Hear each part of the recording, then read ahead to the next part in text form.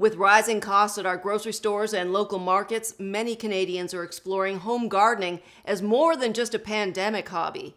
Backyard gardens, large and small, are growing in popularity and are a surefire way to take the step from a casual green thumb to aspiring horticulturalist.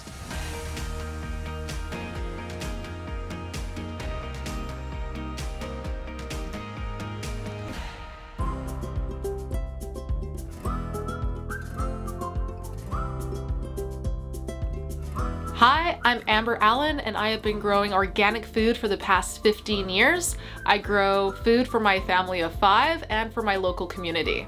I first got into growing food when I was about 5 years old. I grew food on my windowsills.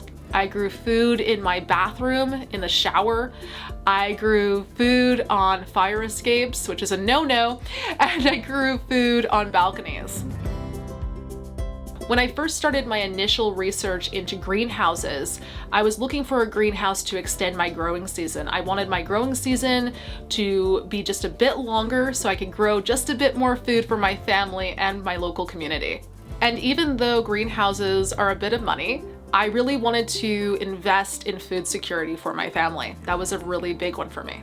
I wanted something that could really withstand Canadian winters. All the wind we get, all the snow we get, I wasn't sure there was a greenhouse that could do that. I found Planta Greenhouses by researching structurally sound greenhouses that can withstand snow.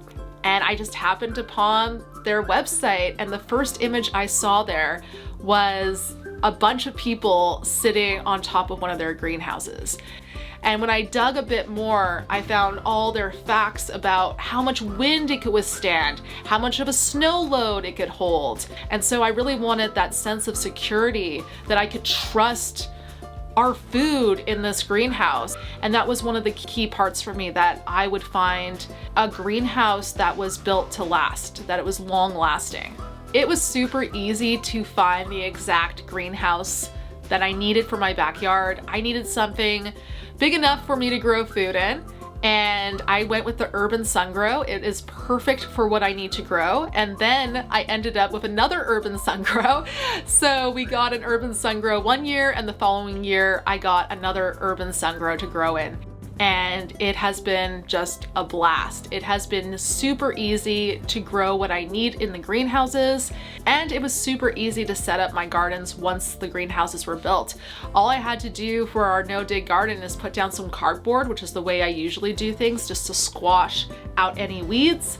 And then I added a layer of compost, I added my irrigation, and then I put in the seedlings. And so it was really easy to set up a garden within the Urban Sungrow, and I did it in about a day. And so I've really managed to yield a lot more out of my garden with these greenhouses. I've gotten to harvest so many different things, and I now have a winter garden, which I couldn't have before because I needed a lot of protection for my plants, but now I can grow straight through the winter. And that makes a very big difference in terms of our budget for groceries and what I can sell other people and barter with.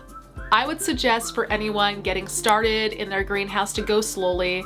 Make it make sense for you and your gardening, because you can get inspiration from other gardeners and other people online, but you need to adapt things so that they work for you and your growing climate, not just your own gardening. Growing in greenhouses has really changed the way I grow food. I can grow different things compared to what I could before. The plants I plant in here just always pop. I get so much more yield than I could before. I've expanded my growing season. My seedlings are all in here in the spring. It's a lot of fun. And I don't think I'll ever not have a greenhouse again. To browse greenhouse options for your home, visit plantagreenhouses.com.